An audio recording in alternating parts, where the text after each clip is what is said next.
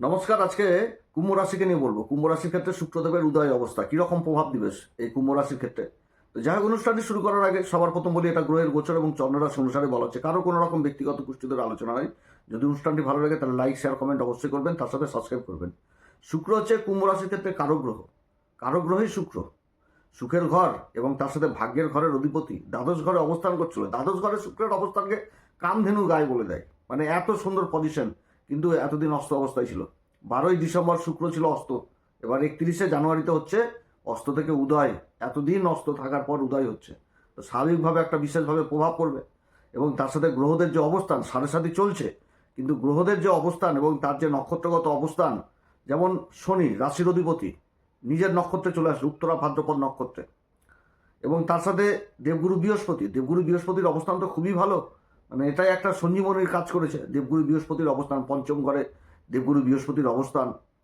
এবং এই অবস্থান এত সুন্দর পজিশন, শুক্রের মূল ত্রিকোণ রাশি, যেটা ভাগ্যের ঘরকেই দেখছে দেবগুরু বৃহস্পতি। ভাগ্যের ঘর তুলা রাশিকে দেখছে, সেরকম লাভের ঘর নিজের রাশিকে দেখছে ধনু রাশিকে, এবং নবম দৃষ্টি দিয়ে দেখছে একদম রাশির উপরেই পড়ছে। তো রাশির উপরে রাহু অবস্থান করছে। তো সেই রাহু আবার নিজের নক্ষত্রে চলে আসলো, শতবিশা নক্ষত্রে চলে আসলো রাহু। তো রাহু আর শনি তো কারক গ্রহ, তার সাথে দেবগুরু বৃহস্পতি হচ্ছে কি ধন সম্পত্তির ঘরের অধিপতি এবং লাভের ঘরের অধিপতি। এই দুটি ঘরের অধিপতি হচ্ছে দেবগুরু বৃহস্পতি। পঞ্চম ঘরে অবস্থান করছে, নিজের মূল ত্রিকোণ রাশি লাভের ঘরকে দেখছে। তো এই যে পজিশনটা এবং তার মাঝখানে যে শুক্রের যে উদয় হচ্ছে, সুখের ঘরের অধিপতি সুখ, আর তার সাথে হচ্ছে ভাগ্যের ঘরের অধিপতি এতদিন অস্ত অবস্থায় ছিল। তো ভাগ্যের বিড়ম্বনায় অনেক দিক থেকে পিছনে, যেগুলো অহেতুক ঝামেলা গণ্ডগোল অশান্তি, এগুলো কিন্তু অনেক এই কুম্ভ রাশি জাতক জাতিকাদের জীবনে ছিল কিন্তু এই সময়কালে। তো যাই হোক, যাদের মানে বেশি প্রভাবটা পড়েছে কি তাদের উপর, যাদের শুক্রের মহাদশা চলছে কিংবা শুক্রের অন্তর্দশা চলছে। তো সেই সমস্ত জাতক জাতিকাদের ক্ষেত্রে বলছি যে এই অবস্থান, যাদের শুক্রের দশা অন্তর্দশা চলছে, তাদের জন্য একটা খুব ভালো পরিস্থিতি নিয়ে আসতে যাচ্ছে।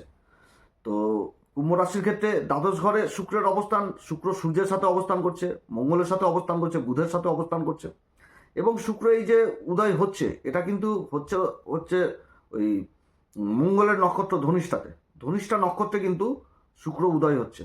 এবং ধনিষ্ঠা নক্ষত্রে এই সময়কালে বুধ অবস্থান করছে। এই সময়কালে বুধ কিন্তু ধনিষ্ঠা নক্ষত্রেই থাকবে ফেব্রুয়ারি মাসের 3 তারিখ পর্যন্ত। তারপরে বুধও কিন্তু আবার রাশি পরিবর্তন করে নিয়ে চলে আসবে রাশির উপর। তখন দেবগুরু বৃহস্পতির উপর তো দৃষ্টি থাকছে রাশির উপরে, আর শুক্র এখানে 5 তারিখ পর্যন্ত থাকে, তারপর আবার রাশি পরিবর্তন করবে। তো সে সময় নক্ষত্র নিয়ে আলোচনা হবে। এইরকম কিন্তু পজিশনগুলো হচ্ছে। আর অপরদিকে সূর্য যে অবস্থান করছে, সূর্য কিন্তু থাকছে সেই শোভনা নক্ষত্রে, চন্দ্রমান নক্ষত্রে থাকছে। আর 15 তারিখ থেকে তো আবার মঙ্গলও থাকবে হচ্ছে নিজের নক্ষত্র, তখন ধনিষ্ঠাতে থাকবে। 22 তারিখ পর্যন্ত থেকে রাশি পরিবর্তন করবে, সে সময় অন্য। কিন্তু শুক্রের এই যে পরিবর্তনটা, ভাগ্যের ঘরের অধিপতির অস্ত থেকে উদয় হয়ে যাওয়া, মানে অনেক দিক থেকে এখন একটা ভালো সুবিধাজনক অবস্থাতে ফিরে আসবে। চারিদিক থেকে একটা উন্নতির যোগ থাকছে এই কুম্ভ রাশির ক্ষেত্রে। কুম্ভ রাশির ক্ষেত্রে মানে ভাগ্যের ঘরের অধিপতি যখন দ্বাদশ ঘরে অবস্থান করে, তখন যে কোনো কাজ যতক্ষণ পর্যন্ত শেষ হয় না সেই কাজকে করতে হয়, এটা হচ্ছে নিয়ম। ভাগ্যের ঘরের অধিপতি দ্বাদশ ঘরে অবস্থান করবে। এবার ভাগ্যের ঘর আর দ্বাদশ ঘর একটা আধ্যাত্মিক জগৎ চলে আসলো, ধর্মের ঘর আর মোক্ষত্রিকোণ ঘরটাই তো দ্বাদশ ঘর। তো এই ভাগ্যের ঘর অর্থাৎ এখানটাতে একটা ঈশ্বরীয় শক্তি, আর দ্বাদশ ঘরে চলে আসলো একটা ঈশ্বরীয় শক্তি, এই যে একটা কানেকশন। এই সময়কালে অনেক মানে মাঙ্গলিক কার্য হওয়ার প্রবল সম্ভাবনা থাকবে এই কুম্ভ রাশির জীবনে, অনেক দিক থেকে উন্নতি। তো শুক্র যে ঘরে অবস্থান করে সেই ঘরে তো ফল দেয়, তার সাথে কিন্তু আবার সামনের ঘরকেও প্রভাবিত করে দেয়। তো এবার উদয় হচ্ছে, তো এই দ্বাদশ ঘরকেও প্রভাবিত করবে, তার সাথে সাথে রাশিকেও প্রভাবিত করবে। আর 5 তারিখেই তো আবার হয়ে যাচ্ছে পরিবর্তন, তখন শুক্র রাহু আর বুধের জুতি তৈরি হয়ে যাবে একদম 12 তারিখ পর্যন্ত। একদম খুব ভালো অবস্থান হবে, বললে বললে হবে একদম এই কুম্ভ রাশির উন্নতির চরম শিখর, মানে আর্থিক দিকটা যথেষ্ট মজবুত হবে। তো শুক্রের এই অবস্থানটা যথেষ্ট ভালো। এবং এই অবস্থানে কি হবে যে মানে এখন যে খরচাটা, সেই খরচাটা নিয়ন্ত্রণে চলে আসবে, কারণ শনি চলে এসছে উত্তরা ভাদ্রপদ নক্ষত্রে। তো শনি এখন হিসাব করবে। আর শুক্র এখানে ব্যয় করার ছিল, অস্ত হয়ে গেছিল ব্যয়, নিজের অহেতুক কোনো সুখ শান্তির জন্য কোনো ব্যয় বা শৌখিনতার জন্য ব্যয়, এই জিনিসগুলো। কারণ সূর্যও থাকছে, মঙ্গলও থাকছে, ব্যয় করাবে। সূর্য এখানটাতে হচ্ছে সপ্তমপতি, আর কর্মের ঘরের অধিপতি হচ্ছে মঙ্গল।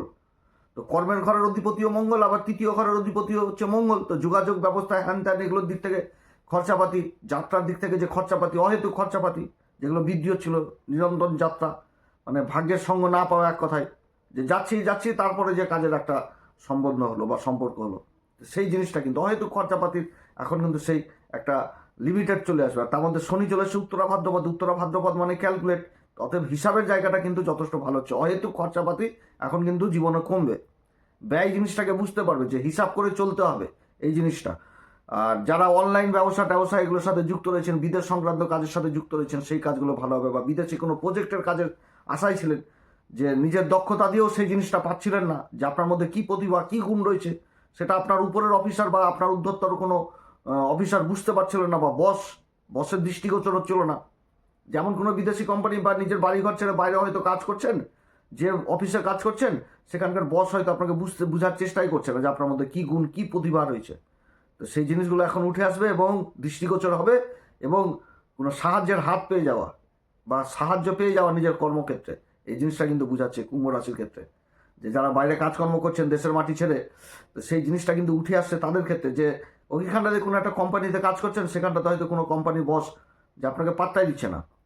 তো এবার আপনার প্রতিভা আপনার গুণের দ্বারা তার মানে দৃষ্টিগোচর হয়ে যাওয়া, যে হ্যাঁ আপনার কাজ দেখে খুব আনন্দিত প্রশংসিত হয়ে যাওয়া এবং প্রমোশন বৃদ্ধি বা বেতন বৃদ্ধি হয়ে যাওয়া, এটা কিন্তু বুঝাচ্ছে এই সময়কাল। অর্থাৎ সুখটাকে বৃদ্ধি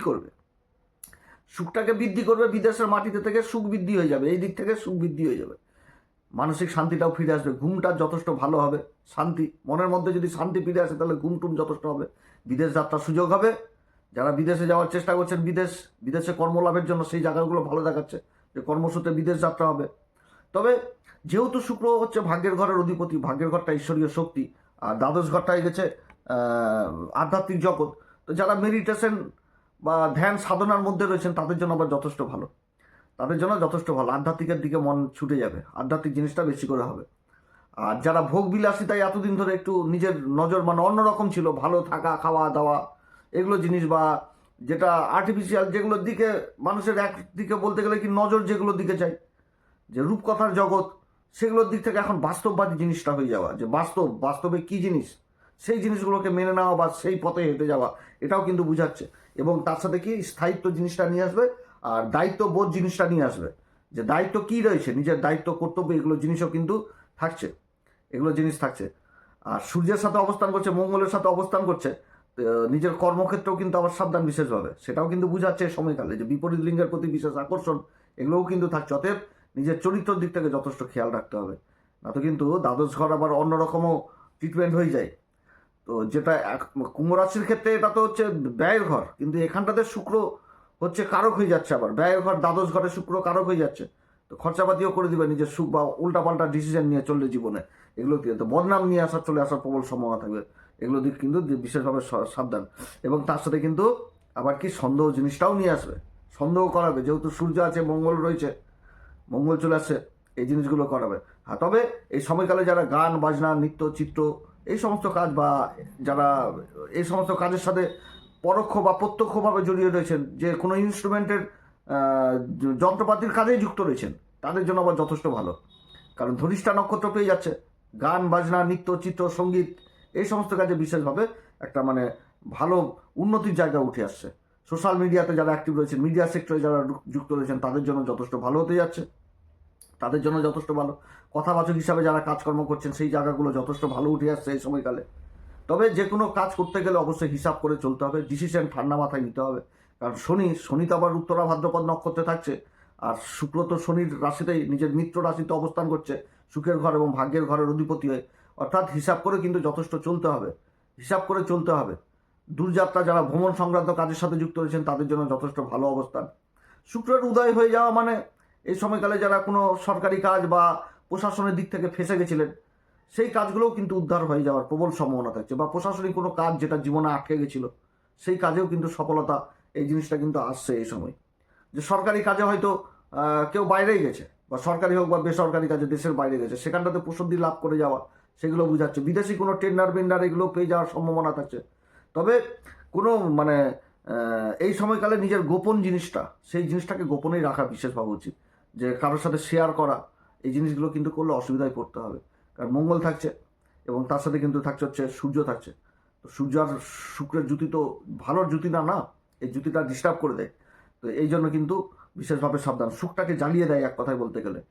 আর যারা মানসিক অস্থিরতা বা মানসিক রোগে ভুগছিলেন সেই দিক থেকে কিন্তু বিশেষ সাবধান, সেই দিক থেকে বিশেষ সাবধান। এবং পার্টনারশিপে যারা পার্টনারশিপ যে ভুল বুঝাবুঝি এগুলোর দিক থেকেও কিন্তু সাবধান, কারণ সপ্তমপতি হচ্ছে সূর্য, সূর্যের সাথে শুক্রের এই জুটি দ্বাদশ ঘরে, এই জায়গাটাও কিন্তু উঠে আসছে যে এই জায়গাটাতে বিশেষভাবে নিজেদের মধ্যে কথাবার্তা একদম ঠিক মতন করে চলা, এইটাকেও বোঝাচ্ছে না তো সুখের ব্যয় ঘটিয়ে দিবে।